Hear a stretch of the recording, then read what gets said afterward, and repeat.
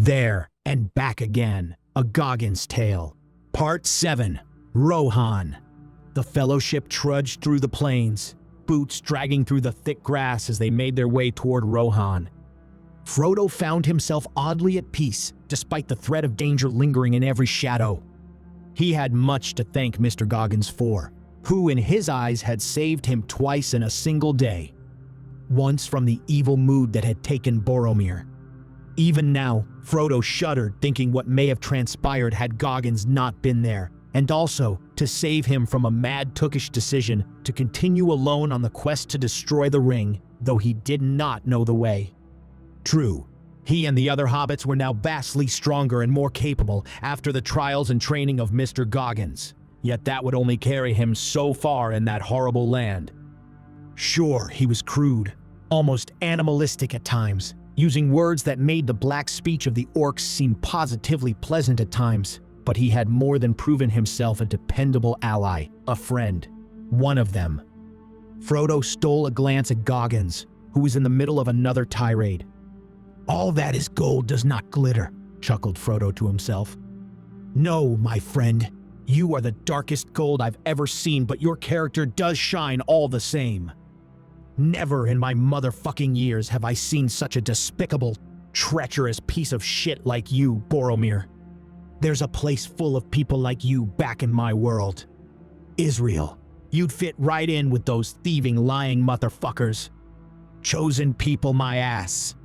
Boromir's cheeks flushed with a mixture of shame and anger, but he kept his head down, not meeting Goggins' fiery gaze. "Trying to snatch the ring from a defenseless fucking child. You got some motherfucking explaining to do. I've got my eye on you now." Frodo, walking a few paces behind, couldn't help but feel a surge of relief. "Frodo, get your ass up here, man," called Goggins. "Yes, friend Goggins. Listen up here, little nigger," he said loudly so that the entire company caught the conversation. "You let me know if P. Diddy here tries to put his finger in your ring again. I'll have Gimli chop all his motherfucking fingers off and his dick too. He ain't gonna have anything to slip that ring onto." Goggins had been right. Frodo had been foolish to think he could handle the journey alone. The ring's influence was too strong, and Goggins' no-nonsense approach was the only thing keeping the Fellowship from falling apart. Frodo's heart warmed a bit, despite the harshness of their surroundings. Goggins, in his own foul-mouthed, relentless way, had protected him. Protected all of them. For that, Frodo was grateful. His body ached, and he was more than ready to rest his weary feet, but he had a renewed sense of purpose with his companions by his side. They were stronger together. It was nearing dusk when they spotted a group of riders approaching in the distance. The horses moved like shadows against the darkening sky, their armor glinting in the fading light. Within minutes, the riders had surrounded them. The tallest amongst them dismounted and stepped forward, his hand on the hilt of his sword. "Who travels in the lands of Rohan without leave of the king?" he demanded. "Who the fuck asks?" replied Goggins, unfazed by the hostility. The rider stiffened, his gaze narrowing. "I am Eomer, 3rd Marshal of the Rittermark, and you, strangers, are on our land." Goggins took a step forward, sizing the Marshal up. "Well, Eomer, you long-haired fuck. The United fucking States, that's who. We go wherever the fuck we please." Frodo felt his stomach twist as the Marshal's hand tightened on his sword, his expression growing stormy. "Do not envy me, bald man. You stand here, your flesh as black as an orc, and dare offer insult in the face of death." He spat as his men pointed their spears ever closer in Goggins' direction. "Motherfucker," began Goggins, raising his pistol, stung by the insult, but Gandalf stepped in between them, holding his hands up in a calming gesture. "Peace, Eomer," said Gandalf, his voice commanding yet gentle. "We are on an urgent errand, and mean no offense to Rohan or its king." The Marshal's glare softened, and he inclined his head to Gandalf. "Your face is known to me, Gandalf the Grey, though the black face is not. You travel in strange company. The fuck you say?" Goggins began again, but Gandalf placed a calming hand on his shoulder. "I would caution courtesy, young Eomer, for you know not your peril," said Aragorn, stepping forward. "The one to whom you speak is more deadly than you know." Eomer regarded Goggins with a mix of confusion and caution before continuing. "I fear for my king. He has fallen under the influence of a foul creature known as Grima. He does the bidding of the dark wizard from afar. The man twists his mind, turning him into a shadow of his former self. I fear for my sister also. She is vulnerable to Wormtongue's whispers, now that I and my company have been banished." Goggins raised an eyebrow, a half smirk creeping onto his face. "Shit, does your sister call him that because he's good with his tongue?" he asked. "Sounds like you lost that bitch for good." The marshal's brow furrowed in confusion. "What mean you by this?" "Sure, I know many men like that who have driven women to madness." "You best get back before it's too late," Goggins replied, nodding as if savoring the thought. "I do not fully understand your meaning, soldier, but indeed I must return," confirmed Eomer, unmistakable fear in his eyes. "The king has become old and frail, and Wormtongue drains him of his strength." "Shit, he got the king too," gasped Goggins, eyes wide, turning to the company. "This the shit I was talking about. That gay condition spreads fast."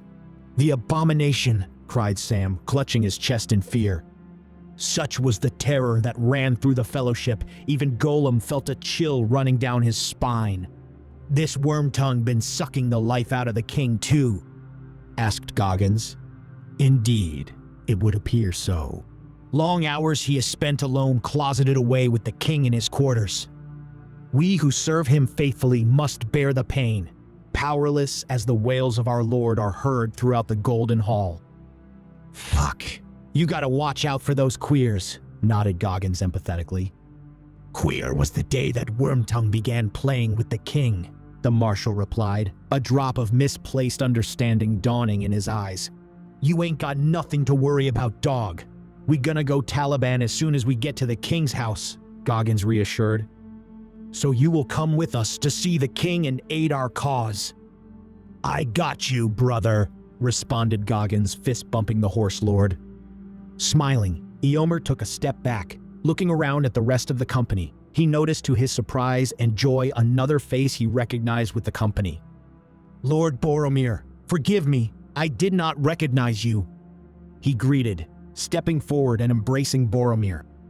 The initial hostility melted away in the presence of Boromir, the two men clasping arms in a gesture of respect. The fellowship watched the exchange in silence, noting how the marshal's face softened at seeing a familiar ally. For a moment, it seemed like Boromir's former authority and honor were restored, albeit briefly, among the warriors of Rohan.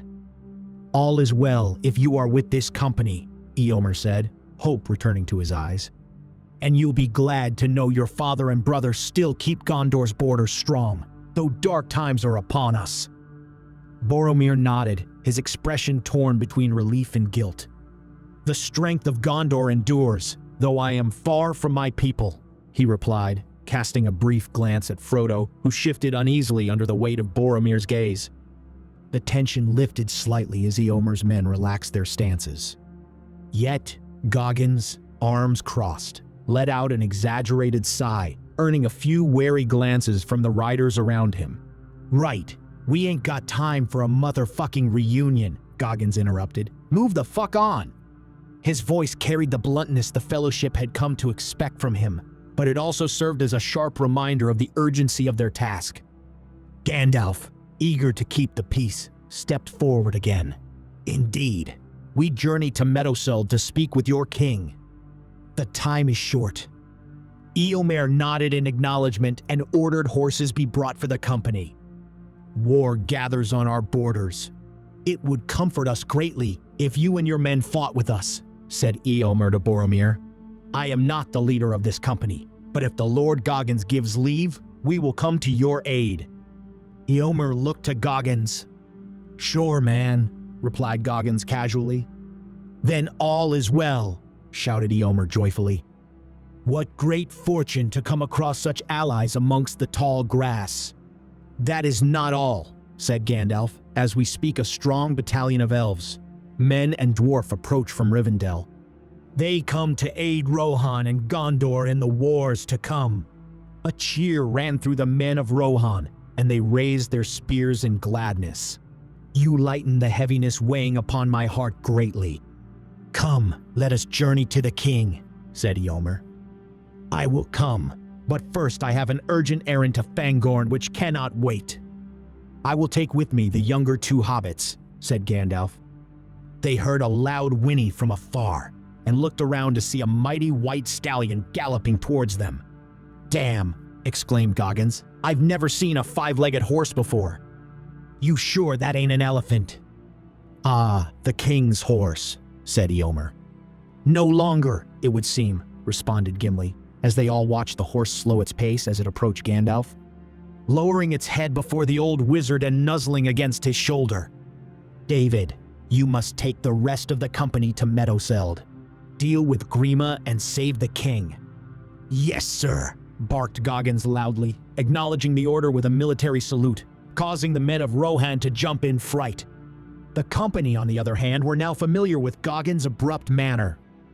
As Eomer opened his mouth to rebuke Goggins for his outburst, Aragorn cut him off, drawing his attention without alerting his men or the rest of the company. I would urge caution in your dealings with Lord Goggins, he said sternly, the fixing proud marshal with a steely look. I have witnessed with my own eyes. The Lord break the spirit of hardier men with naught but a bucket of water and cloth. You look upon the deadliest of men that walks upon Middle-earth, Eomer. If man he is, that is. I wager he be one of the mayor, said Aragorn to Eomer, as the others were led to horses. Dark though his face is, it is warning to those that look upon him of a dreadful fate. Eomer's gaze flickered to Goggins, who was busy adjusting his gear, paying little attention to the quiet exchange between Aragorn and the Marshal of the Rittermark. It was clear he didn't understand what he was dealing with in Goggins, and Aragorn's warning seemed to settle something in Eomer's mind. He nodded once, as if accepting Aragorn's words. As the horses were brought forward for the fellowship, Eomer noticed that Goggins stood off to the side, arms crossed, making no move toward the steeds. Do you not ride with us, Lord Goggins? He asked, looking puzzled. Naw, I ain't no bitch. I don't need no horse, replied Goggins. Eomer frowned, uncertain if Goggins understood what he was asking. You intend to run? He asked, his brow furrowed. It is a long journey, and we ride swiftly. Goggins shrugged, unfazed. Then you best keep up. The fellowship exchanged glances, but by now, they knew better than to question Goggins' capabilities. The Rohirrim, however, were left speechless, exchanging dubious looks as they mounted up and began their journey toward Meduseld. As the rest of the fellowship mounted up with Gollum riding together with Boromir, Gandalf took his place on the magnificent white horse, Shadowfax, whose arrival had lifted the spirits of all. He turned to the group, his sharp eyes moving from Frodo to Aragorn, and finally resting on Goggins. David, the task that lies ahead will test your mettle. The King of Rohan is ensnared in a dark spell, and his mind and spirit are withering. Do not underestimate Wormtongue's hold over the king. He is but a pawn in a greater game, he said. Trust only your allies and be wary of the words of twisted men. Goggins nodded. I'ma fuck that nigga up good. With that, the company spurred their horses forward, the plains of Rohan stretching out before them like an endless rolling sea of green.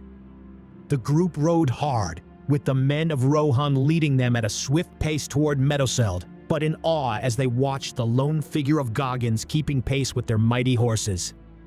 As they drew nearer, the golden hall of Meduseld came into view, its thatched roof glinting faintly even in the fading light. The majesty of the golden hall was undeniable, but even from a distance, the land surrounding it seemed subdued, as though a shadow had settled over the realm. The sounds of the village were muted, and the people they passed appeared weary and downtrodden, casting wary glances at the riders and their strange company. Goggins' eyes swept the scene with a calculating look, taking in the despair that lingered in every corner. "Looks like someone put the fear of God into these little bitches," he muttered to Aragorn, who rode beside him. "Their spirits falter under the growing shadow." Aragorn nodded, his gaze steady as they rode through the gates and up the path to the Hall of Meduseld. The guards at the entrance looked uncertain, but the marshal's presence silenced any questions.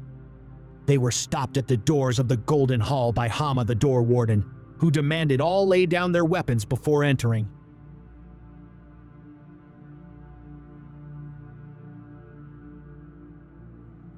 Thanks for joining us on this adventure. If you enjoyed the journey and are eager for more wild fan fiction, don't forget to hit that like button, share with your fellow fans, and subscribe for more episodes. And if you're as enchanted by the idea of Middle-earth meeting Hogwarts as we are, make sure to check out our series exploring this magical crossover. Your support brings these worlds to life.